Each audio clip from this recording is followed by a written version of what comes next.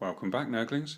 Today we're going to be having a look at Quickshade and how we can use it to not only give our models a nice protective coat, but also to give them a nice wash at the same time. Now, the one I use for a protective coat is this one because it has the built-in varnish and it's very glossy, but you can get it in single pots like this. Now, this is actually just water-based, so this won't give your model a nice protective coat of varnish, so beware when you're buying it. This is just the wash, this is the wash and the varnish.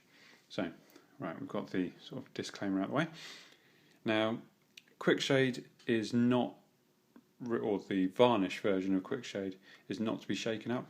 If you shake it up, it moves air around all of the particles in the pot, and it will actually start to set in the pot, which is exactly what you don't want. If you start shaking it up, it will just agitate it and it will start to set, and you'll just end up with a solid lump of varnish in your pot. So what I'm going to do is I'm going to just stir it. So I'm not agitating it any more than just stirring it. So I'm not creating any sort of bubbles or anything like that, or like you would if you were going to give it a good shake before you opened it. But this will bring out all of the nice colouring and everything. It will bring all the colour to the top, which has previously settled down. So as soon as you get your Quickshade in the post, if you buy it online, don't use it straight away. Let it settle for a little bit, and then just mix it with I've just used a skewer, a wooden skewer here. So I'm just going to get that mixed in well.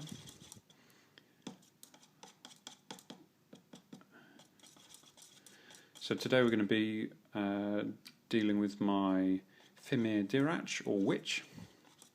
She's pretty much ready to go, and so is the Quickshade by the look of it. So it doesn't need too much. I mean, it's quite gloopy sort of stuff, and all I'm going to do is give her a dunk, basically. Just dunk her straight in the pot. So I'll bring the pot a little bit closer, and I'm literally just going to dunk her straight in,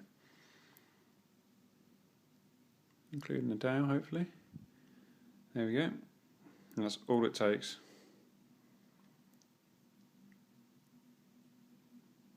So just let the excess drip off there, and as it drips off, you can sort of just check it for where it's actually gone. So as you can see, it's starting to drip on my fingers, so I'm going to put it down.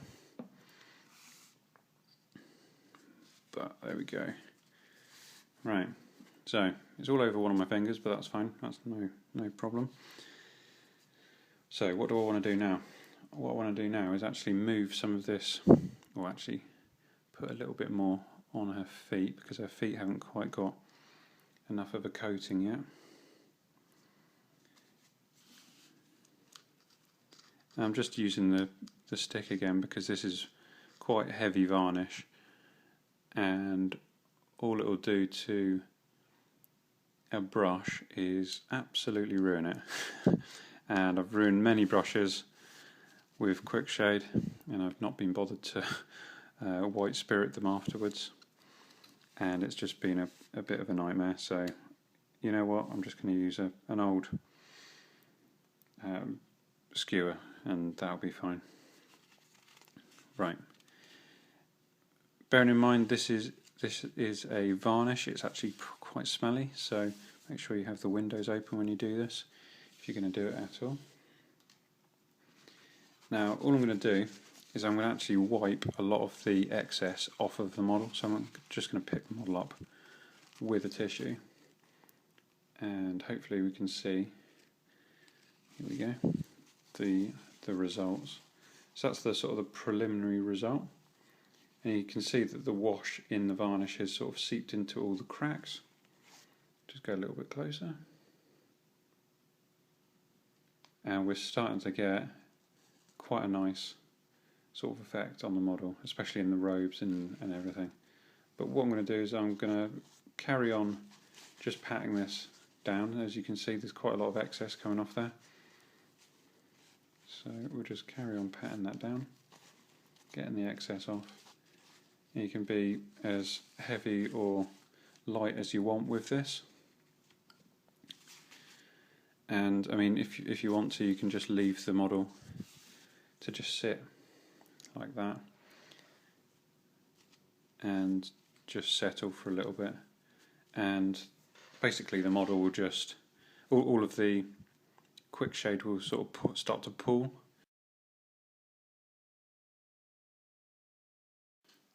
Okay, so the deer arch is now fully dunked in Quickshade, and what we're going to do is we're just going to pat off some of the excess varnish.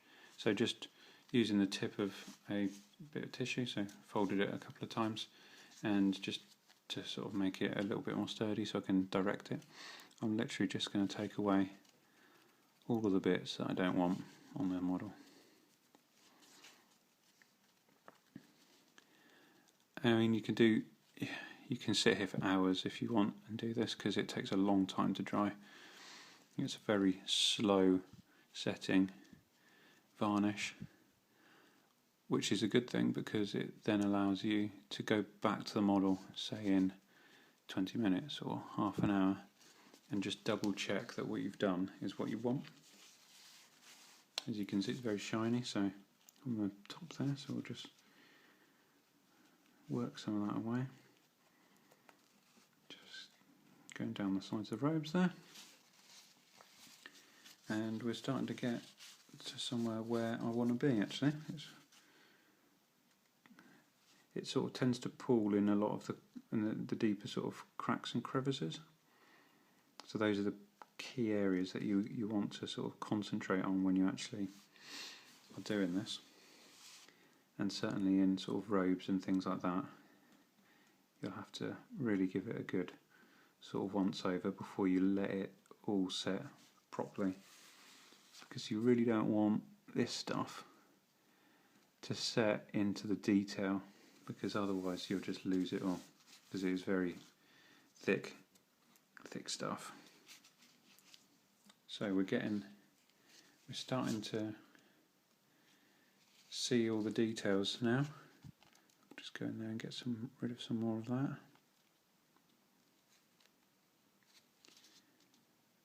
And this is, because it's such a sort of a steady sort of process, you can sort of just move the varnish into the areas that you want, and you're creating a 3D effect, really.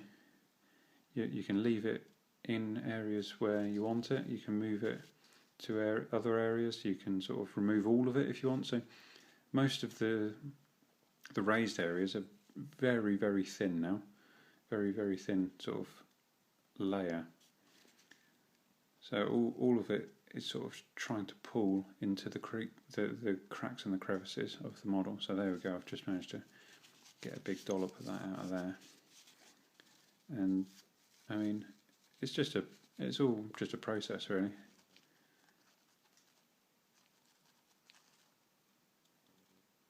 There we go, get rid of some more from under the chin a little bit there. There we go.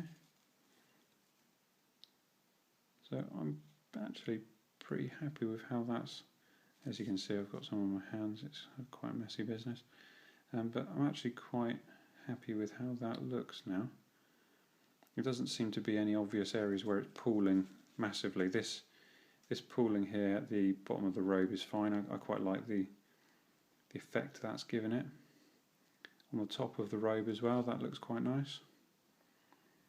On the back of the robe, it all looks quite good. I mean, if I just leave some of this in here, it will just end up looking a bit like it's a dirty robe, so that's not a problem. These are swamp monsters, you know. So, right, what I'll do is I'll just wipe my fingers there, and I'll edge the base with this, so just getting rid of the excess there. Okay, cool. Well, there we go. That is a dunked Fimir model in Quickshade. So if anyone wants to try it, that's the way I do it. I mean, of course you could always use paint brushes and white spirit afterward to clean them up, but this is sort of my method. So there we go. And basically this model will take probably a good few hours to dry now. I'd say probably 2 hours would be about the average sort of time that I would leave a model to dry. And basically, well, that's it really. If you've got any questions, just leave them in the usual place. I'll see if I can answer them. If not, I can always signpost you to someone that might be able to answer them. But yeah, thanks for watching. Peace.